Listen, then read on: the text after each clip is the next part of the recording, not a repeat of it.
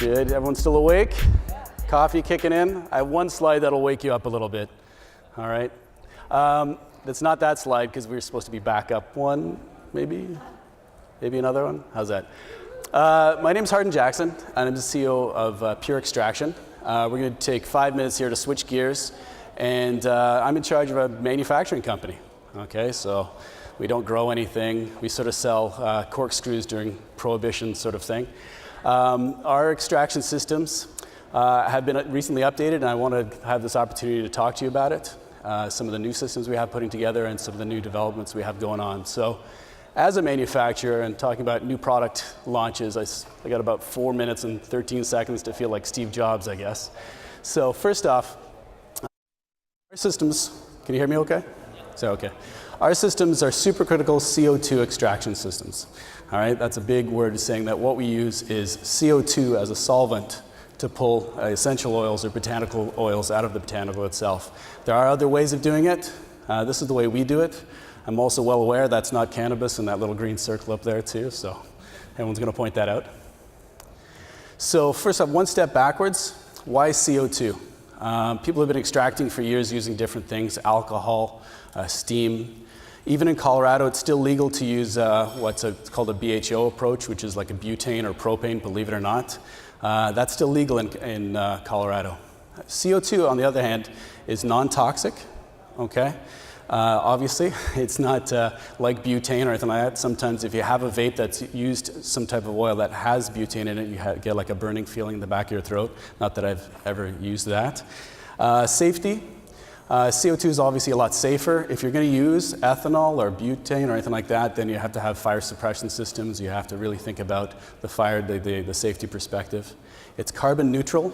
So the CO2 you use when you extract is actually pulled from the atmosphere, and then when it slowly releases back in. So it is a carbon neutral, so you don't have to worry about environmental issues that way.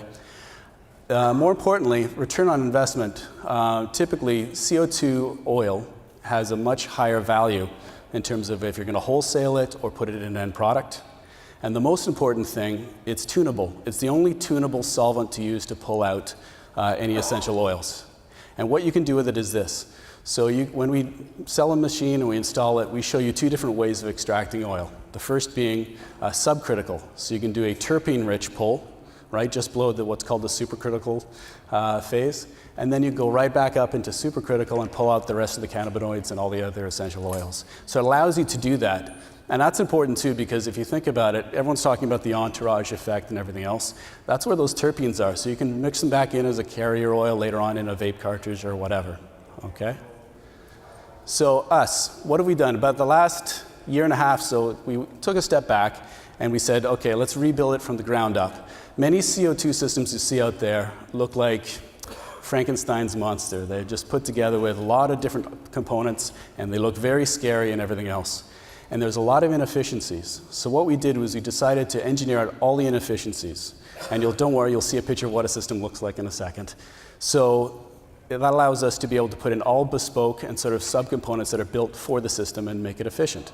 So there's a high efficiency built into it. It's modular because not just using the system is important, but being able to clean it and take it apart and clean it again. So we made it 100% modular.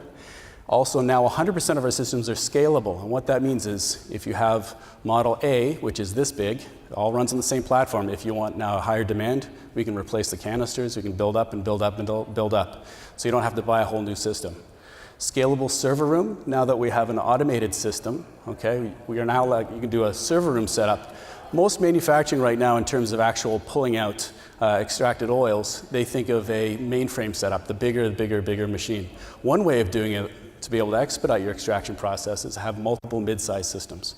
And now with our automation, allows you to have a server room set up for that. It is mobile, although our average weight is about 1,000 pounds, so not many of us are going to be running away with them, but you can move it around the lab and everything else. And more importantly, it's made in Canada. Okay, we have our location in Vancouver. We're sticking with that, and it's been a great opportunity for us there. Now, this map is not as good as Giada's map, obviously, but for us, we've mostly sat in Canada right now. We have some new customers in the US. We're slowly moving to the US. Other interested locations are obviously Australia, Israel, and obviously Colombia, all the usual suspects that you know about. Mexico is another one too, okay? So the next slide is the actual video itself, so this will wake you up if the sound's a little too loud.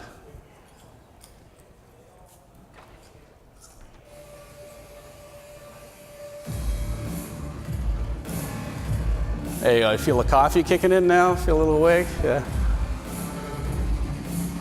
So that's exactly what one of our 10-liter systems look like. And as you can tell, everything has been compact on the smallest footprint possible. All right, so there's less number of leak paths, service issues. It's modular, scalable, and mobile. And also creates a good dance beat or something. So what's next? That's great. It took us 1.5 years to get to there for this, our 3.0 version, but we need to move on. Okay, so we have 4 patentable ideas that we're working on right now. 2 main issues when it comes to CO2 extraction is the amount of time, increasing the amount of yield, and increasing the energy efficiency. So we have 4 main things we're working on. Vessel redesign, and to be able to increase yield itself, and reduce the extraction time. Separation head redesign, that's whereby when it actually is, the oil has been extracted, it's no longer in ice form or anything like that. We can explain a little bit about that later. But that will, if the preheating for that will effectively reduce the amount of extraction time. We're working on a whole new pump for high flow. And Project X will basically, once you've extracted oil, there are some post-extraction steps you sometimes need to take. You've heard about winterization, you've heard about short path distillation, if you're going to refine it further and further and further, there are some other steps. Our Project X is a step that will take away a majority of those post-extraction steps required. So that's some of the newer stuff that we're working on now. I appreciate being able to show you some of this. We're currently looking for any investment partners as well too, or funding partners. So if you want to get into this type of industry, if you actually have any other questions regarding, what is supercritical, how do I get my hands on one, and if you know anybody who wants one, feel free to contact me directly. We do have a table at the back, and I'll be hanging around here, and hopefully, is it an open bar tonight? There you go. Perfect. So I'll be hanging around for a little longer then anyway. But thank you for your time.